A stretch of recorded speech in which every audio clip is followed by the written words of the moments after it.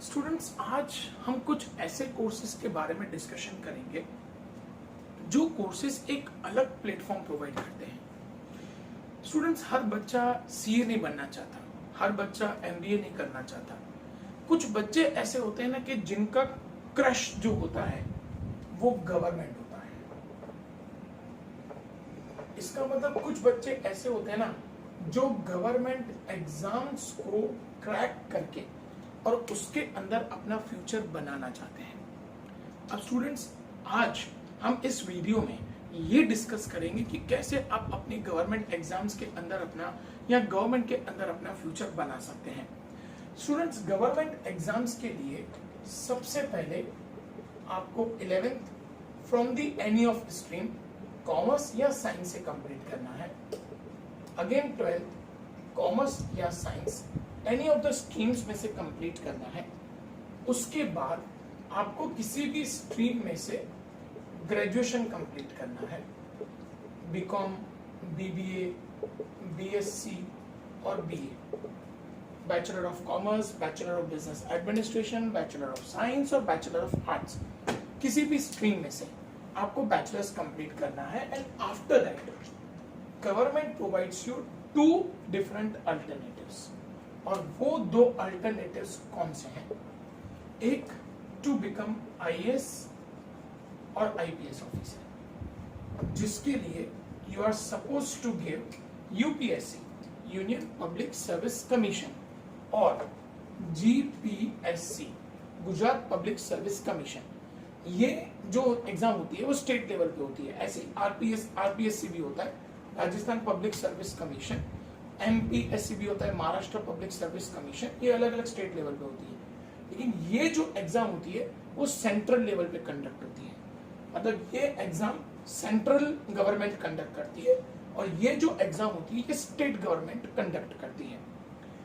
ये exam complete करने के बाद आपकी स्कोर्स के बेसिस पे आपको आईएएस या आईपीएस का पोस्ट ऑफर किया जाता है। लेकिन स्टूडेंट्स, ये इस कोर्स के लिए मतलब to become IAS and IPS officer आपको कम से कम 3 इयर्स की ट्रेनिंग लगती है। तो इसीलिए ये 3 साल की ट्रेनिंग आपको कब लेनी है? ग्रेजुएशन के साथ।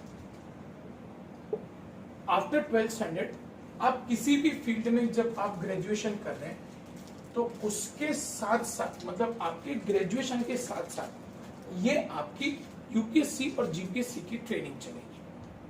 जैसे आपका ग्रेजुएशन कंप्लीट हो जाता है फिर आप यूपीएससी और जीपीएससी की एग्जाम्स देंगे। जब वो एग्जाम आपकी क्लियर होती है तब उसके बाद आपकी मेन एग्जाम्स आती हैं, वो क्लियर होती हैं। उसके बाद आपका इंटरव्यू होता है, वो क्लियर होता है। फिर आपका फिजिकल टेस्ट होता है। वो कंप्लीट करने के बाद आप इंडिया के लिए आईएएस एंड आईपीएस ऑफिसर बन के आप गवर्नमेंट एग्जाम में सबसे बेस्ट कैटेगरी के अंदर इंडिया को सर्व कर सकते हैं। तो स्टूडेंट्स, ये एक बहुत अच्छा ऑप्शन है, लेकिन ये एग्जाम थोड़ी सी डिफिकल्ट रहती है। इसीलिए मैंने आपको बोला कि आपको इसमें 3 साल पूरा डेडिकेट होकर काम करना पड़ेगा। 12th स्टैंडर्ड के बाद आप जब भी ग्रेजुएशन में जा रहे हैं तो ग्रेजुएशन के साथ साथ आपको इसकी तैयारी करनी है। ये 3 साल की तैयारी के बाद आप उसकी एग्जाम्स देना शुरू करेंगे and then you will be eligible for the post of IAS and IPS officer.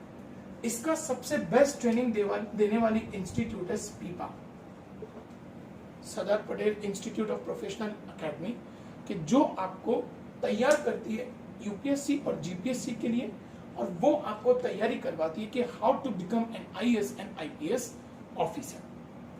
ये एक ऑल्टरनेट होता है। जो कई सारे बच्चों का गोल होता है कि मुझे आईएएस ऑफिसर बनना है, मुझे आईपीएस ऑफिसर बनना है, तो ये एक गोल होता है। लेकिन ये थोड़ा सा क्या डिफिकल्ट एग्जाम होता है।